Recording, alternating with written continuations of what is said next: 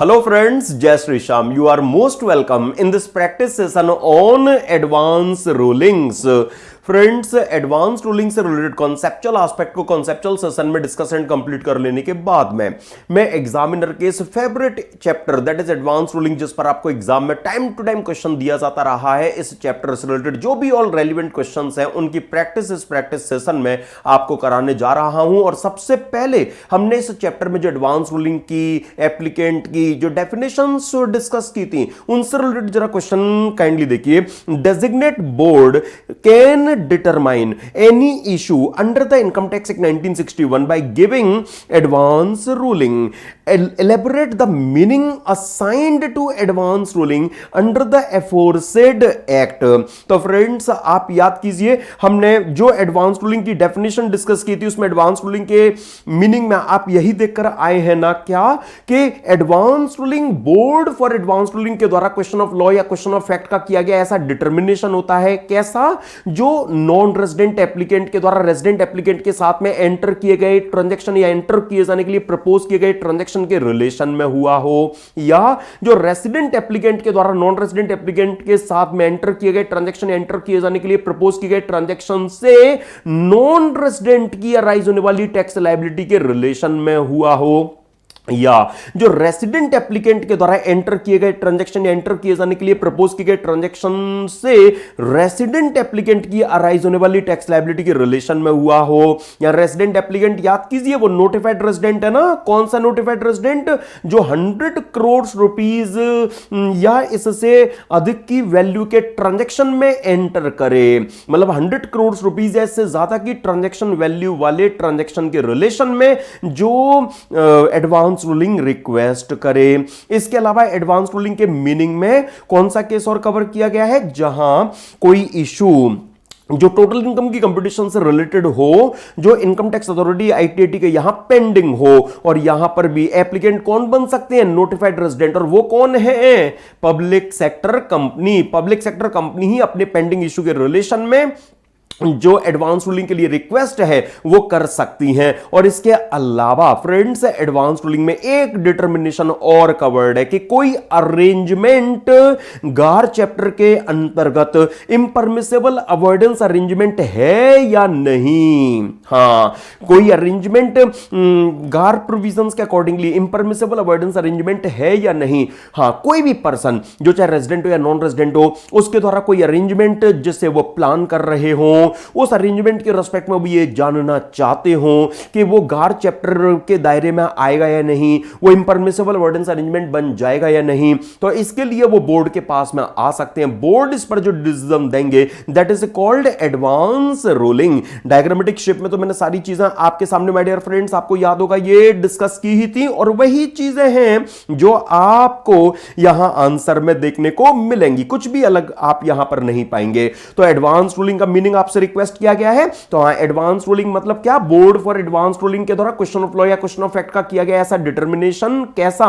जो non resident applicant के द्वारा एंटर किए गए ट्रांजैक्शन या एंटर किए जाने के लिए मतलब अंडरटेक किए जाने के लिए प्रपोज किए गए ट्रांजैक्शन के रिलेशन में हो, या जो रेजिडेंट एप्लीकेंट के द्वारा नॉन रेजिडेंट के साथ में अंडरटेक किए गए ट्रांजैक्शन या अंडरटेक किए जाने के लिए प्रपोज किए गए ट्रांजैक्शन से नॉन रेजिडेंट की अराइज होने वाली टैक्स लायबिलिटी के रिलेशन में रहा हो, या जो रेसिडेंट एप्लीकेंट के द्वारा अंडरटेक किए गए ट्रांजैक्शन या अंडरटेक किए जाने के लिए प्रपोज किए गए ट्रांजैक्शन के रिलेशन में रेसिडेंट की अराइज होने वाली टैक्स लायबिलिटी के रिलेशन में रहा हो, या टोटल इनकम की कंपटीशन से रिलेटेड कोई भी इशू जो इनकम टैक्स अथॉरिटी या आईटीटी के यहां पेंडिंग रहा हो, या कोई अरेंजमेंट जो किसी भी पर्सन चाहे वो रेजिडेंट हो या नॉन रेजिडेंट हो उनके द्वारा अभी एंटर किए जाने के लिए प्रपोज किया गया हो, वो अरेंजमेंट इंपरमिसेबल अवॉइडेंस अरेंजमेंट गार चैप्टर में है या नहीं, ये जानने के लिए जो एप्लीकेंट एप्लीकेशन बोर्ड के पास लाए होंगे, बोर्ड के द्वारा जो दिया गया उस पर डिसीजन होगा, that is called advance ruling.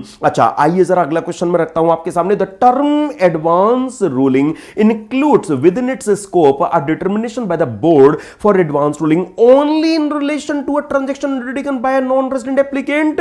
Discuss the correctness और otherwise of this statement as per the income tax law. हम क्या कहेंगे? ये जो आप कह रहे हैं कि जो एडवांस रूलिंग का स्कोप है उसमें तो केवल और केवल नॉन रेजिडेंट एप्लीकेंट के द्वारा अंडरटेक किए जाने के लिए अंडरटेक किए गए ट्रांजैक्शन के रिलेशन में ही जो बोर्ड का डिटर्मिनेशन है वो आता है। क्या ये स्टेटमेंट करेक्ट है? हम कहेंगे बिल्कुल इनकरेक्ट है। ये जो स्टेटमेंट है ये बिल्कुल इनकरेक्ट है। मतलब आप जो ये कह रहे हैं ना कि नॉन रेजिडेंट ही एप्लीकेंट बन सकता है, मतलब आप यही कहना चाहते हैं कि जो नॉन रेजिडेंट है वही एप्लीकेंट बन सकता है। उसी के केस में जो बोर्ड के द्वारा डिटर्मिनेशन है वो किया जा सकता है, वही केवल और केवल एडवांस रूलिंग में आता है।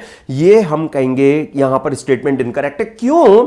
क्योंकि एप्लीकेंट नॉन रेजिडेंट ही नहीं, रेजिडेंट भी हो सकते हैं। यस फ्रेंड्स, हाँ, रेजिडेंट एप्लीकेंट भी नॉन रेजिडेंट के साथ में अंडरटेक किए गए ट्रांजैक्शन किए जाने के लिए प्रपोज किए गए ट्रांजैक्शन के रिलेशन में नॉन रेजिडेंट की रीजनेबली टैक्स लायबिलिटी के लिए बोर्ड के पास जा सकते हैं। रेजिडेंट 100 करोड़ रुपीस से ज्यादा की वैल्यू के ट्रांजैक्शन में अगर एंटर करते हैं, उसके रिस्पेक्ट में अगर एडवांस रूलिंग जानना चाहते हैं तो वो खुद अपने लिए भी बोर्ड के पास में आ सकते हैं। इसके अलावा वो public sector company that is resident, वो टोटल इनकम की कंपटीशन से रिलेटेड कोई भी इशू डिटरमाइन कराने के लिए बोर्ड के पास आ सकते हैं। या अगर कोई रेजिडेंट जो अरेंजमेंट गार में आएगा या नहीं, इसके लिए वो बोर्ड के पास आना चाहे तो आ सकते हैं। तो हाउ कैन यू से, आप कैसे कह सकते हैं कि केवल नॉन रेजिडेंट एप्लीकेंट ही बोर्ड के पास आ सकता है? उसी के केस में केवल और केवल जो डिटर्मिनेशन है वो बोर्ड के द्वारा किया जा सकता है। ये स्टेटमेंट हम कहेंगे इनकरेक्ट है। और आइए जरा अब मैं ले चलता हूं आपको जनवरी 26 में जो यूनिक क्वेश्चन आपको दिया गया था, एप्लीकेंट की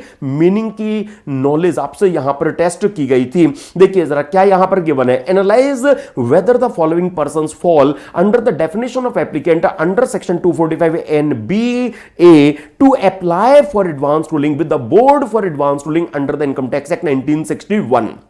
पहली situation, TBF India private limited, a closely held Indian company, needs to pay 75 crore rupees to BIK incorporation of USA for some services provided by BIK incorporation on 12th April 25।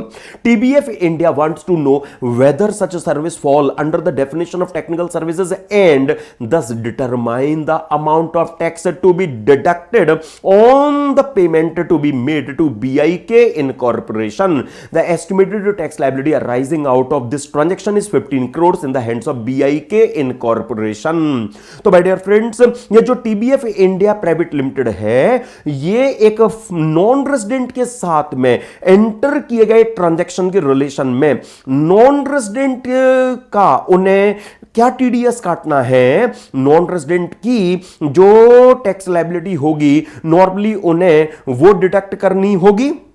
Normally what has to be deducted, जो पेई ने पे करना है वो pair ने deduct करना है। अब एस्टिमेटेड तो पता है, लेकिन उसके रिस्पेक्ट में वो और रिफाइंड सेंस में बोर्ड के पास में जाना चाहते हैं, तो वास्तव में उनके द्वारा एक नॉन रेजिडेंट का जो टीडीएस है जो उन्हें डिडक्ट करना है वो नॉन रेजिडेंट की टैक्स लायबिलिटी को रिप्रेजेंट करता है। तो मतलब एक resident that is TBF India एक नॉन रेजिडेंट के साथ में एंटर किए गए ट्रांजैक्शन के रिलेशन में नॉन रेजिडेंट की जो टैक्स लायबिलिटी है जो उन्हें टीडीएस काटनी है उसके डिटर्मिनेशन के लिए वो बोर्ड के पास जाना चाहते हैं तो जा सकते हैं। एक रेजिडेंट नॉन रेजिडेंट के साथ में एंटर किए गए ट्रांजैक्शन से नॉन रेजिडेंट की टैक्स लायबिलिटी के रिलेशन में बोर्ड के पास जाना चाहे तो जा सकते हैं। बोर्ड उस केस में एडवांस रूलिंग दे सकेंगे, तो इस केस में ये एप्लीकेंट हां बन सकेंगे। राइट, देखिए TBF India private limited would fall under the definition of applicant for advance ruling in relation to tax liability of BIK incorporation USA being a non-resident arising for providing services to TBF India Private Limited for determining whether such services fall under the definition of technical services and subject to tax deduction at source। हाँ, तो non resident की जो tax liability के relation में अगर ये resident board के पास जाना चाहेंगे वो जा पाएंगे, वो एप्लीकेंट की डेफिनेशन में केस यहां आएगा। देन आगे देखिए जरा, fig tree limited an Indian private sector company is considering entering into an export contract with Limon Incorporation of China. Factory in Limited is expected to earn an income of rupees 500 crores and expected tax liability would be 150 crores. However, Factory Limited wants to know if it is eligible for section 10 double deduction on such export.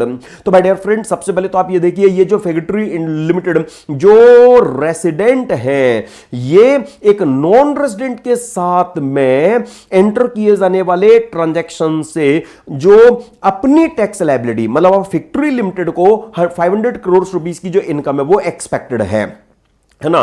तो अब ऐसे case में ये जो factory limited है, ये 100 crore rupees और मोर की वैल्यू के ट्रांजैक्शन में एंटर करने जा रही है। तो 100 करोड़ रुपीस से ज्यादा की वैल्यू के ट्रांजैक्शन के रिस्पेक्ट में अगर कोई resident board for advance ruling के पास जाना चाहेगा, वो जा पाएगा, एप्लीकेंट बन पाएगा, राइट। तो आप देखिए यहां पर सिंस 100 करोड़ रुपीस से ज्यादा की वैल्यू के ट्रांजैक्शन में ये रेसिडेंट एंटर करने जा रहे हैं, इसलिए ये एप्लीकेंट की डेफिनेशन में आएंगे क्योंकि नोटिफाइड रेजिडेंट में ये केस कवर्ड है। देन प्लीज देखिए, universe India limited an Indian public sector undertaking undertook a transaction with moon private of Singapore. The expected tax liability in the hands of universe India limited involved in this transaction is expected to be 56 crores. तो my dear friends, universe India limited में simply कहूं तो Indian company like domestic company 56 crore की अगर इनकी tax liability है तो 30% normally tax लगता है। तो ट्रांजैक्शन मतलब इनकी इनकम 186.67 करोड़ लगभग रही होगी। तो मतलब ये जो इंडियन रेसिडेंट हैं, ये 100 करोड़ रुपीस और मोर की वैल्यू के ट्रांजैक्शन में अगर एंटर करने के लिए प्लान कर रहे हैं या एंटर करने जा रहे हैं, हाँ अंडरटूक का ट्रांजैक्शन, मतलब इन्होंने तो ट्रांजैक्शन में एंटर कर ही लिया है। तो अगर एक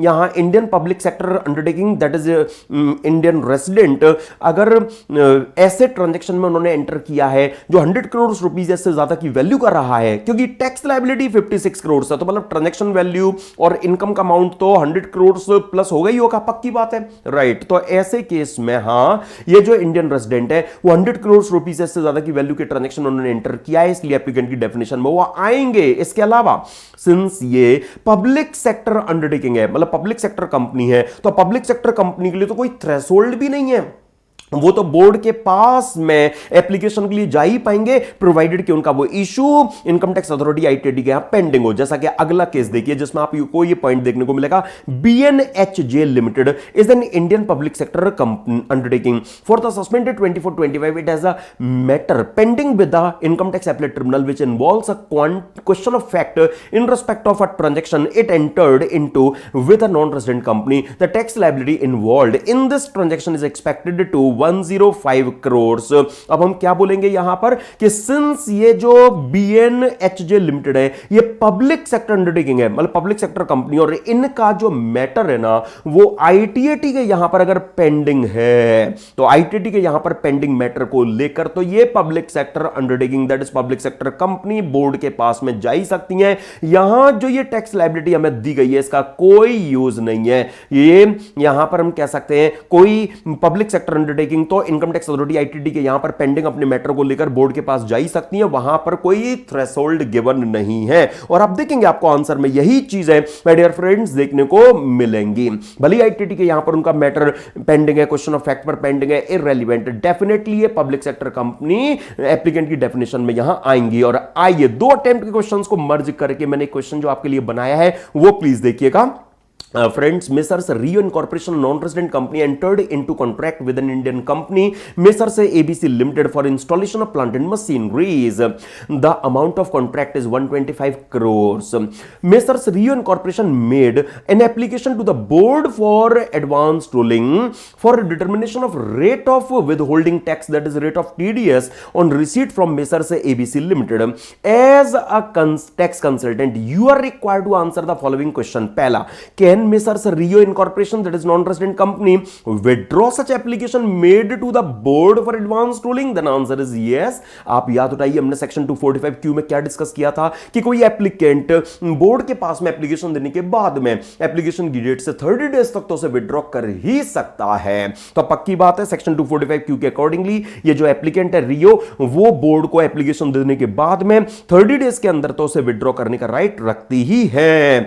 और what is the timeline within which board for advance ruling is required to pronounce its advance ruling? तो याद कीजिए सेक्शन 245R जो आपने देख रखा है उसमें क्या टाइम लिमिट गिवन है कि बोर्ड एप्लीकेशन के रिसीव होने की डेट से 6 मंथ्स के अंदर जो एडवांस रूलिंग है वो प्रोनाउंस करेंगी। तो बस हाँ वही चीज आपको यहां पर प्रोवाइड करनी है कि बोर्ड को एडवांस रूलिंग 6 मंथ्स के अंदर अंदर प्रोनाउंस करनी होगी। ओके, आइए जरा अब मैं थोड़ा 245Q से रिलेटेड जो एक केस स्टडी है विड्रॉन के केस को लेकर वो आपके सामने प्रेजेंट करता हूं।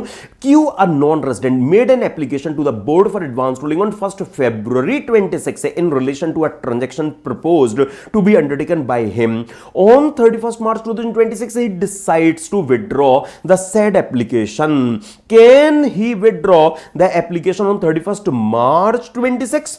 अरे अगर हम लॉ की बात करें सेक्शन 245Q मैंने अभी आपको अर्लियर क्वेश्चन में बताया अभी कि एक एप्लीकेशन के डेट से 30 डेज तक तो एप्लीकेशन को लॉफुली विड्रॉ करने का राइट रखता है। लेकिन आप देखिए यहां से जो 30 डेज है वो तो निकल गए और उसके बाद में वो एप्लीकेशन विड्रॉ करना चाहते हैं। तो मैं अब आपको याद दिलाता हूं, हमने एक एमके जैन का केस डिस्कस किया था जहां बोर्ड फॉर एडवांस रूलिंग से पहले अथॉरिटी फॉर एडवांस रूलिंग का जो कॉन्सेप्ट हुआ करता था 1 सितंबर 2021 से पहले क्लास में डिस्कस भी किया था। बैकग्राउंड कमेंट्री में मैंने आपके साथ में actually authority for advance ruling ने क्या इंटरप्रिटेशन ली थी कि अगर केस की सर्कमस्टेंसेस जस्टिफाई करें तो जो अथॉरिटी फॉर एडवांस रूलिंग है उससे जो बोर्ड फॉर एडवांस रूलिंग बन गया है उससे 30 डेज का जो टाइम लिमिट है वो एप्लीकेंट को एप्लीकेशन को विड्रॉ करने के लिए अलाउ करने में प्रिक्लूड मतलब रेस्ट्रिक्ट नहीं करेगा। मतलब अथॉरिटी फॉर एडवांस रूलिंग जो बोर्ड फॉर एडवांस रूलिंग बन गए हैं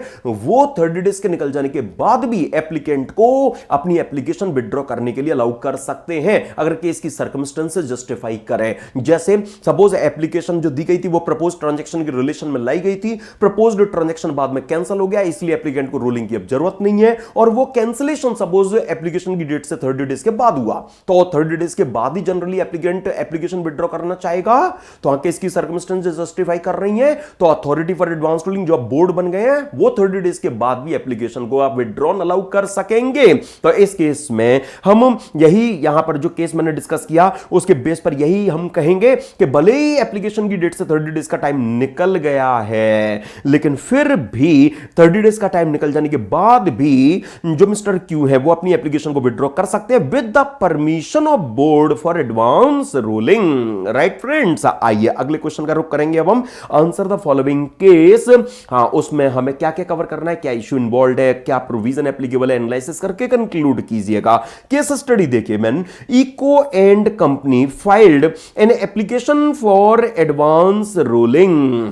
अच्छा, यहां पर माय डियर फ्रेंड्स आप जो सीक्वेंस में इनफैक्ट ये जो ईयर है इनमें देखिए यहां असेसमेंट है 22-23, असेसमेंट है 22-23, 23-24 एंड 24-25 राइट। तो यहां पर हम सिंपली इस तरह से जो ईयर है वो लेकर चलते हैं जिससे कोई गैप वगैरह आपको फील ना हो।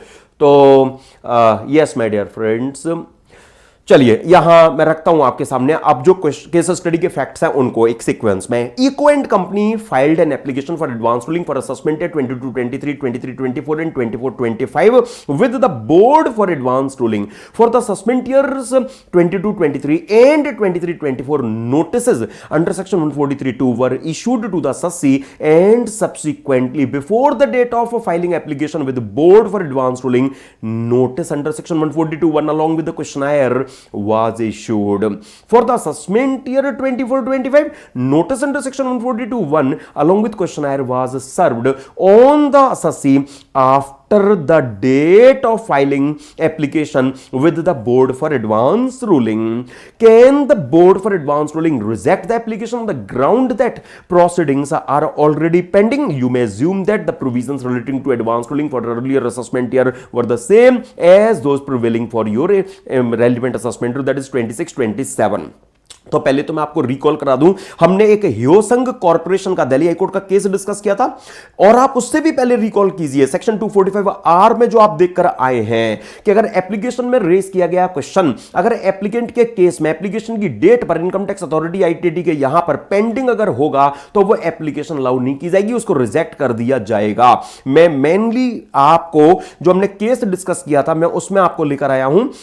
यस फ्रेंड्स, ह्योसंग कॉर्पोरेशन का दिल्ली हाईकोर्ट का जो केस था उसमें यही हुआ था कि एसएससी को जो स्टैंडर्ड प्री प्रिंटेड फॉर्मेट में जो नोटिस है वो स्क्रूटनी के लिए दे दिया गया था, लेकिन एसएससी को उस असेसमेंट ईयर से रिलेटेड किसी इशू पर डाउट था कि पता नहीं असेसिंग ऑफिसर क्या ट्रीटमेंट देगा, तो असेसिंग ऑफिसर उस इशू पर आता उससे पहले ही एसएससी ने बोर्ड फॉर एडवांस रूलिंग के पास में जो एप्लीकेशन है वो दे दी, और जैसा एसएससी को एक्सपेक्टेड था वैसा ही हुआ कि एओ फिर उस इशू पर आ गया, उसने 142(1) में नोटिस देकर ऐसे इशू से रिलेटेड जो इंफॉर्मेशंस वगैरह है वो मंगाई।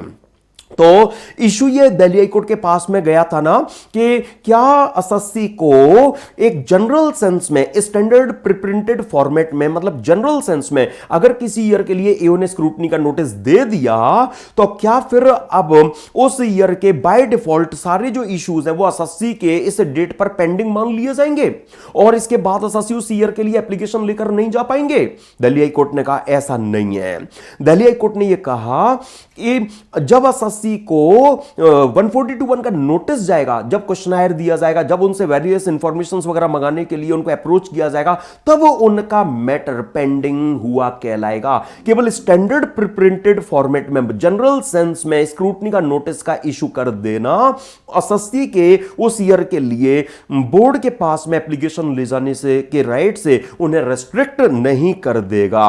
ओके फ्रेंड्स, आइए यही नॉलेज आपसे इस क्वेश्चन में बस टेस्ट की गई। अब हम क्या कहेंगे? हम ये कहेंगे कि जो ये असेसमेंट ईयर 22-23 है इनके लिए ना सिर्फ स्क्रूटनी का नोटिस बल्कि जो सेक्शन 142(1) का नोटिस है अलोंग विद क्वेश्चनायर वो बोर्ड के पास में एसएससी एप्लीकेशन लेकर जाते उससे पहले ही इशू हो गए थे। तो हां, ये जो दो असेसमेंट ईयर है, असेसमेंट ईयर 22-23 एंड 23-24, इनका जो मैटर है वो बोर्ड के पास में एप्लीकेशन के दिए जाने की डेट पर एसएससी का income tax authority that is EO के सामने पेंडिंग कहलाएगा। क्यों? क्योंकि इन ईयर के लिए ना सिर्फ स्क्रूटनी नोटिस बल्कि 142(1) का जो नोटिस है वो भी जा चुका था। लेकिन जहां तक बात असेसमेंट ईयर 24-25 की है तो इसके लिए जो 142(1) का नोटिस अलोंग विद क्वेश्चनायर है वो एसएससी को मिला है फ्रेंड्स कब? तो after the date of filing application with the board for advance ruling. तो अब हम क्या कहेंगे इस केस में कि बोर्ड फॉर एडवांस रूलिंग की ये ड्यूटी बनती है कि वो एसएससी की इन असेसमेंट ईयर 22-23 के रिस्पेक्ट में जो एप्लीकेशन है वो रिजेक्ट कर दे। वो असेसमेंट ईयर 22-23 एंड 23-24 के रिस्पेक्ट में जो एप्लीकेशन है वो रिजेक्ट कर दे, चलेगा। लेकिन असेसमेंट ईयर 24-25 के रिस्पेक्ट में बोर्ड की ड्यूटी है कि वो एप्लीकेशन को रिजेक्ट ना करे। ओके, क्यों? क्योंकि ये एप्लीकेशन की दिए जाने की डेट पर जो मैटर है वो पेंडिंग इसका नहीं कहलाएगा। राइट ना फ्रेंड्स? आप देखिए वही डिस्कशन जो भी हमने यहां किया ह्योसंग कॉर्पोरेशन का जो केस है। यस फ्रेंड्स, देखिए इशू क्या इन्वॉल्व है इस केस में कि केवल 143(2) में स्टैंडर्ड प्रिप्रिंटेड फॉर्मेट में अगर नोटिस अगर एसएससी को दे दिया जाए तो क्या उस ईयर की एसएससी के लिए जो प्रोसीडिंग्स है वो पेंडिंग मान ली जाएंगी? हां, 245R कहता है कि एप्लीकेशन में रेज किया गया इशू अगर इनकम टैक्स अथॉरिटी या पेंडिंग होगा तो एप्लीकेशन अलाउ नहीं होगी। लेकिन जैसा कि दिल्ली हाई कोर्ट ने कहा था कि केवल इस प्रिप्रिंटेड फॉर्मेट में स्क्रूटनी का नोटिस जाना प्रोसीडिंग्स को पेंडिंग नहीं बना देगा। जब 142(1) का नोटिस दिया जाएगा, हां, तब उस केस में जो प्रोसीडिंग्स हैं वो पेंडिंग कहलाएंगी। और इसका रिजल्ट माय डियर फ्रेंड्स यहां पर क्या आएगा, इसका रिजल्ट केवल और केवल यह आएगा कि जो असेसमेंट ईयर 22 23 एंड 23 24 है, इनके लिए तो हम कहेंगे कि हां स्क्रूटनी का भी, इनके लिए तो 142(1) का भी नोटिस आ चुका है, इसलिए इनकी जो एप्लीकेशन है वो रिजेक्ट हो सकेगी। लेकिन असेसमेंट ईयर 24 25 के लिए बोर्ड की ड्यूटी होगी कि वो एप्लीकेशन को रिजेक्ट ना करें। राइट ना फ्रेंड्स? यस, यही बात आपको यहां पर गिवन है। और चलिए मैं लेकर चलता हूं अब आपको 3 बार एग्जाम में जो क्वेश्चन दिया जा चुका है उसमें। प्लीज देखिए, a non resident foreign company entered into contracts with several Indian companies for installation of mobile telephone system and made an application to the board for advance ruling in relation to the tax liability arising out of such transaction. Okay तो हां, जो foreign company है उन्होंने board के पास में application दी है कि जो भी उन्होंने सेवरल इंडियन कंपनीज के साथ में कॉन्ट्रैक्ट किया है उनसे उनकी क्या टैक्स लायबिलिटी अराइज होगी। Now one of the above said Indian companies, जिनके साथ फॉरेन कंपनीज ने कॉन्ट्रैक्ट किया, हां, one of the above said Indian companies also made an application to the assessing officer for determination of a question of law with regard to payments to be made to the said foreign company. The board for advanced ruling rejected the application of foreign company on the ground that the question raised is pending before an income tax authority. Is the rejection of application of foreign company justified in law? Then answer is no. क्यों? जरा याद कीजिए friends, application में race किया गया issue, application जब board के पास दी गई थी उस डेट पर एप्लीकेशन में रेस किया गया इशू इनकम टैक्स अथॉरिटी के यहां पेंडिंग हो, दैट्स नॉट इनफ। वो एप्लीकेंट के केस में पेंडिंग होना चाहिए। अगर ऐसा केस बनता, कैसा, सुनिए, अगर ये फॉरेन कंपनी पहले ईओ के पास जाती कि हमें इन पेयर इंडियन कंपनीज से जो पेमेंट मिलना है उसके रिस्पेक्ट में जरा हमारा क्या टीडीएस होगा, क्या टैक्स लायबिलिटी आएगी, उस पर डिटर्मिनेशन कर दीजिए, और ईओ टाइम लगाता, और फिर ये foreign company board for advance ruling के पास एप्लीकेशन लेकर आती कि आप हमें हमारी टैक्स लायबिलिटी बताइए, तो हम कहते क्या एप्लीकेंट के केस में एप्लीकेशन में जो रेस किया गया इशू है वो उन्होंने पहले ईओ के सामने रेस किया था, ईओ के सामने पेंडिंग बना हुआ है, और उस इशू को ये एप्लीकेंट बोर्ड के पास ले आई है, तब बोर्ड उस एप्लीकेशन को रिजेक्ट करते तो अच्छा लगता।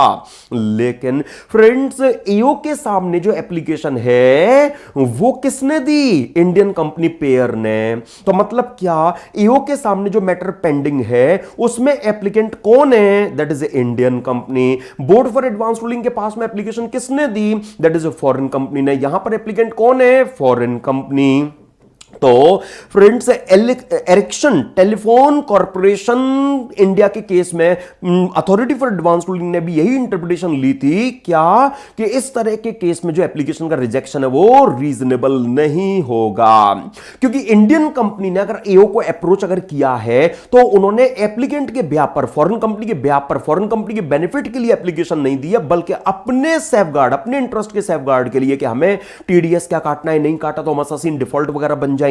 हां, तो वो अपने इंटरेस्ट में ईओ के पास में एप्लीकेशन लेकर आए हैं, भले ही क्वेश्चन फॉरेन कंपनी की टैक्स लायबिलिटी से रिलेटेड है, ओके, उतने का ही टीडीएस आगे होना है, लेकिन ये पेंडिंग डिटर्मिनेशन एप्लीकेंट के केस में नहीं है, मतलब ईओ के पास में फॉरेन कंपनी एप्लीकेंट नहीं बनी है। तो फ्रेंड्स, सिंस एप्लीकेशन में रेज किया गया इशू एप्लीकेशन की डेट पर इनकम टैक्स अथॉरिटी के यहां पेंडिंग है, दैट्स नॉट इनफ, वो एप्लीकेंट के केस में पेंडिंग होना चाहिए। मतलब अगर सेम एप्लीकेंट जो बोर्ड के पास एप्लीकेशन लेकर आए हैं, अगर यही बोर्ड के पास आने से पहले ईओ के पास जाते, ईओ टाइम लगाता, तो ये उस इशू को बोर्ड के पास ले आते, तो बोर्ड इस एप्लीकेंट का जो एप्लीकेशन है वो रिजेक्ट कर पाते। लेकिन यहां पर ईओ के सामने एप्लीकेंट बने थे इंडियन कंपनी पेयर, और बोर्ड के पास एप्लीकेंट है फॉरेन कंपनी, इसलिए बोर्ड की ड्यूटी बनती है कि वो उनकी एप्लीकेशन को रिजेक्ट ना करें। ओके, अगर वो रिजेक्शन करेंगी तो वो जस्टिफाइड नहीं कहलाएगा। और एग्जामिनर का एक फेवरेट एरिया जो रहा है इस चैप्टर का, मैं अब उसमें आपको ले आया हूं। यस फ्रेंड्स, देखिए क्या यहां पर एक्सप्लेन द करेक्टनेस और otherwise of the following statements with proper reasons thereof. पहली सिचुएशन, मिस्टर रिक्की और resident individual is aggrieved by an order passed by the board for advance ruling on 1st October 25. Since the decision of the board is binding on the applicant, he has no other option but to accept the ruling of the board. क्या ये statement correct है? नहीं, ये incorrect है। My dear friends, याद उठाइए, आपने ये देख रखा है ना कि अब अगर कोई बोर्ड फॉर एडवांस रूलिंग की एप्लीकेशन से अगर सेटिस्फाइड नहीं है तो वो उसे ऑब्जेक्ट कर सकता है। अब ये रूलिंग उन पर बाइंडिंग नहीं है, वो उसे ऑब्जेक्ट कर सकते हैं। वो हाई कोर्ट में इस बोर्ड फॉर एडवांस रूलिंग के अगेंस्ट में जो एप्लीकेशन, जो अपील है वो लेकर जा सकते हैं। बोर्ड फॉर एडवांस रूलिंग का ऑर्डर रिसीव होने की डेट से 60 डेज उनको मिलते हैं हाई कोर्ट में अपील फाइल करने के। अगर 60 डेज निकल भी जाए तो उसके बाद में हाई कोर्ट के लिए ओपन है कि वो आपको 30 डेज का एक्सटेंशन भी दे सकते हैं। अगर वो सेटिस्फाइड है कि 60 डेज में अपील फाइल ना करने के गुड एंड सफिशिएंट रीजन से, तो हां वो 30 डेज का टाइम आपको और दे सकेंगे। तो ये पक्का हो गया कि बोर्ड फॉर एडवांस रूलिंग की जो एडवांस रूलिंग है वो बाइंडिंग नहीं होती है, क्योंकि अब उस रूलिंग को ऑब्जेक्ट किया जा सकता है। हाई कोर्ट में 60 डेज में जो अपील है वो फाइल की जा सकती है।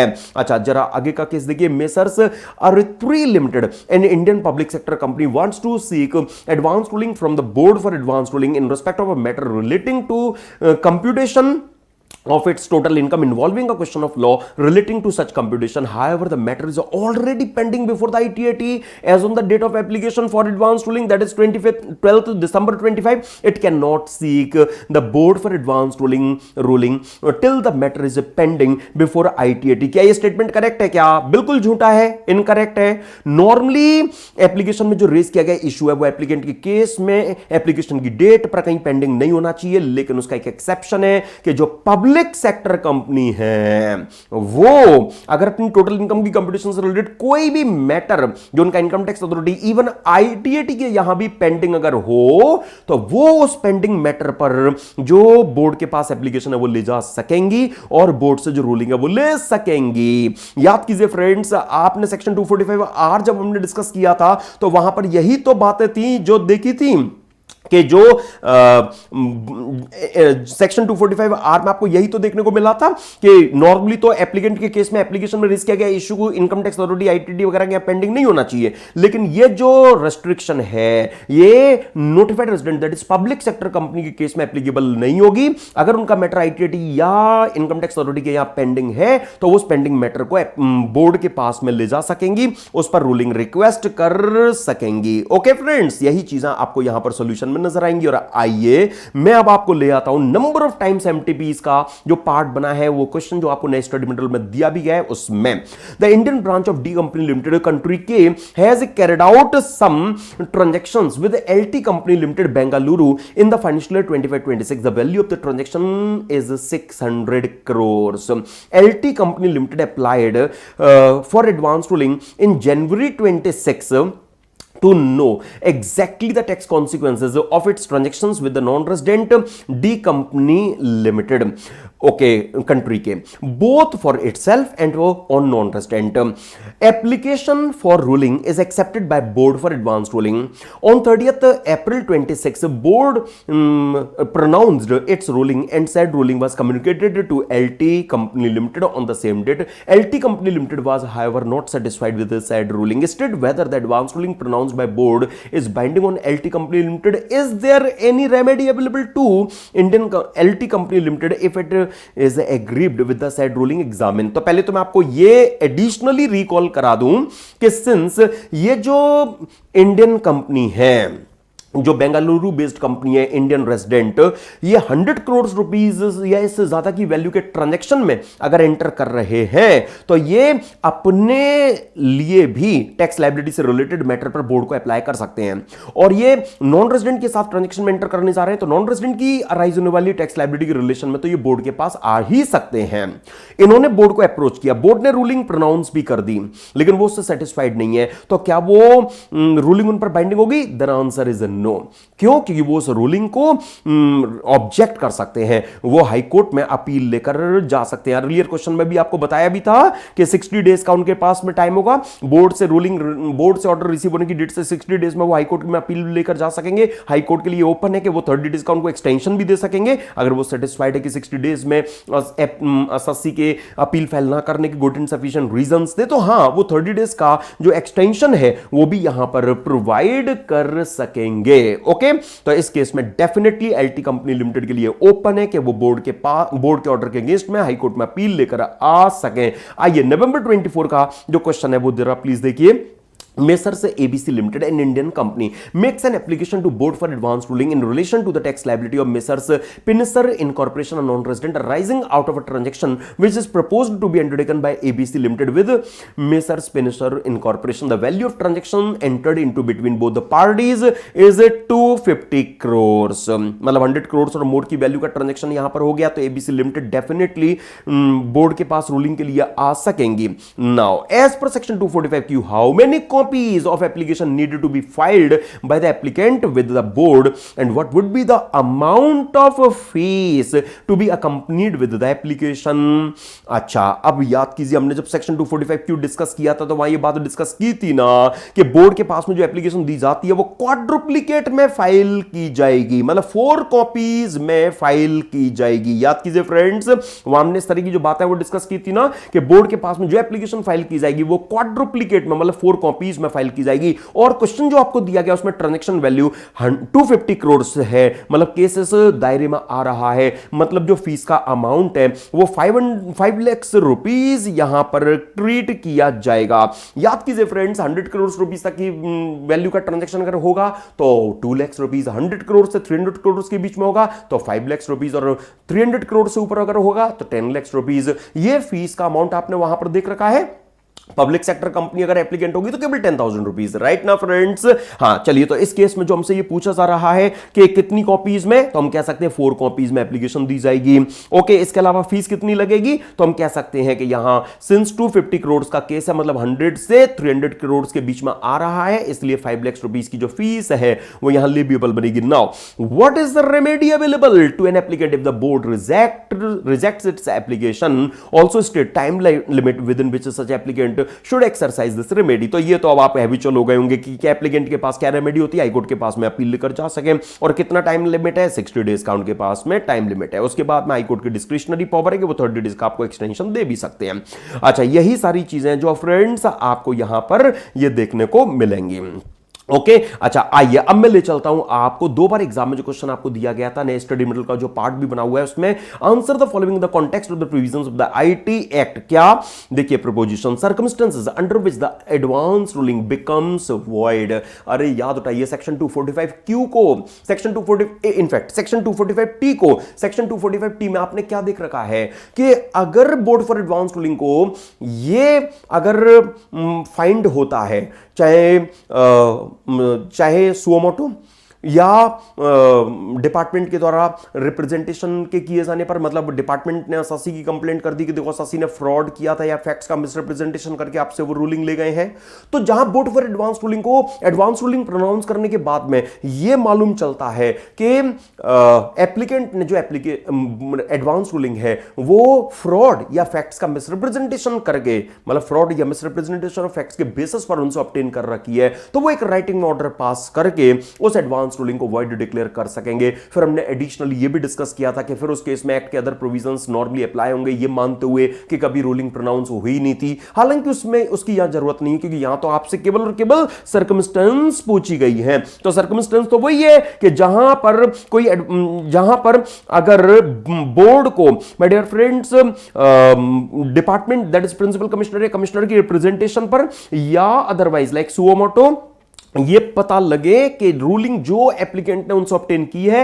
वो फ्रॉड या मिसरिप्रेजेंटेशन ऑफ फैक्ट्स के बेसिस पर ऑब्टेन की है, तो ऐसे केस में बोर्ड के लिए ओपन है कि वो एक ऑर्डर पास करके उस रूलिंग को वॉइड डिक्लेयर कर सके। राइट ना फ्रेंड्स, तो यही सर्कमस्टेंस थी जो 245T में आप देखकर आए हैं। और आइए जरा अब मैं ले आया आपको अगले क्वेश्चन में, the board for advance ruling has the powers of compelling that is requiring the production of books of account, exam examine the correctness और अदरवाइज ऑफ दिस स्टेटमेंट, तो ये स्टेटमेंट 100% करेक्ट है, क्योंकि आप याद उठाइए हमने एडवांस रूलिंग चैप्टर में एक सेक्शन 245 डिस्कस किया था, जहां पर बोर्ड फॉर एडवांस रूलिंग की आपको पावर्स नजर आई थी, और वहां पर आपने क्या देखा था कि बोर्ड फॉर एडवांस रूलिंग के पास में वही सेम पावर्स हैं जो इनकम टैक्स अथॉरिटी को सेक्शन 131 में असाइन की गई है। और चलो जरा income tax authorities and there powers chapter में, जहां हमने समन इशू करने की पावर वाला ये सेक्शन 131 डिस्कस किया था, याद है? इनकम टैक्स अथॉरिटी को फॉलोइंग मैटर्स के रिलेशन में वही सेम पावर्स होंगी जो कोड में सीपीसी 1908 में वेस्टेड होती हैं। जैसे कोड डिस्कवरी और इंस्पेक्शन कर सकते हैं, इंक्वायरी इन्वेस्टिगेशन कर सकते हैं, तो इनकम टैक्स अथॉरिटी भी कर सकती हैं। किसी पर्सन की अटेंडेंस को अपने सामने एनफोर्स करना, उसका ओथ पर एग्जामिनेशन करना, उससे बुक्स ऑफ अकाउंट्स डॉक्यूमेंट्स का प्रोडक्शन कंपेल करना, कमीशन इशू करना, ये सारी बातें जो सेक्शन 131 में आपने इनकम टैक्स अथॉरिटीज की पावर्स में देख रखी है ना, बस वही तो यहां पर यूजेबल है।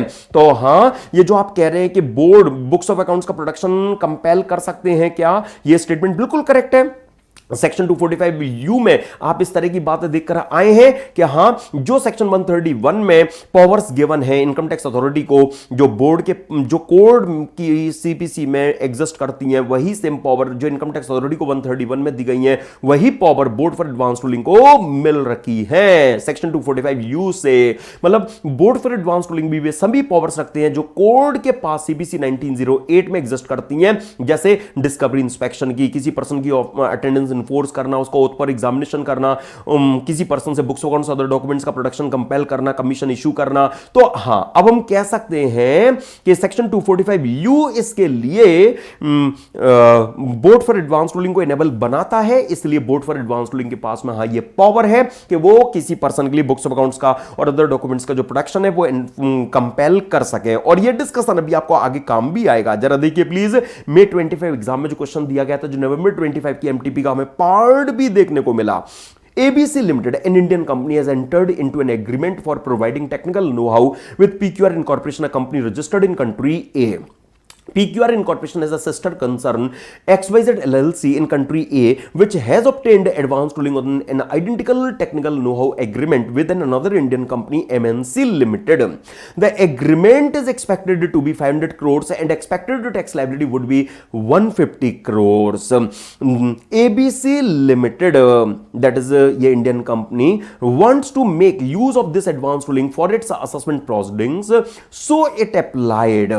Yes, ABC Limited applied to board for advanced ruling to issue same ruling for ABC Limited being identical ruling. To verify the transaction between ABC Limited and PQR Incorporation, the board for advanced ruling compel the production of books of accounts. Can ABC Limited make an application for advanced ruling with board for advanced ruling as per the act? चलो यहीं रुक जाइए, पहले हम क्या यहां पर कहेंगे कि ये जो ABC Limited Indian company, that जो इंडियन रेजिडेंट है, वो 100 करोड़ रुपीस और मोर की वैल्यू के ट्रांजैक्शन को अंडरटेक करने के लिए प्रपोज कर रहे हैं। तो 100 करोड़ रुपीस से ज्यादा की ट्रांजैक्शन वैल्यू वाले जो रेजिडेंट एप्लीकेंट है, वो बोर्ड फॉर एडवांस रूलिंग के पास में एप्लीकेशन लेकर आ सकते हैं, राइट? वो नोटिफाइड रेजिडेंट में आते हैं। तो सर्टेनली इस केस में हम क्या बोलेंगे कि ये जो एबीसी लिमिटेड है वो बोर्ड के पास में एप्लीकेशन देने के लिए एलिजिबल एप्लीकेंट है, क्योंकि वो 100 करोड़ रुपीस से ज्यादा की वैल्यू के ट्रांजैक्शन के रिस्पेक्ट में बोर्ड फॉर एडवांस रूलिंग के पास में एप्लीकेशन लाना चाहते हैं। Then also examine whether the board can ask for production of books of accounts when ruling on similar issue has already been given. Examine the context of the provisions of IT Act 1961.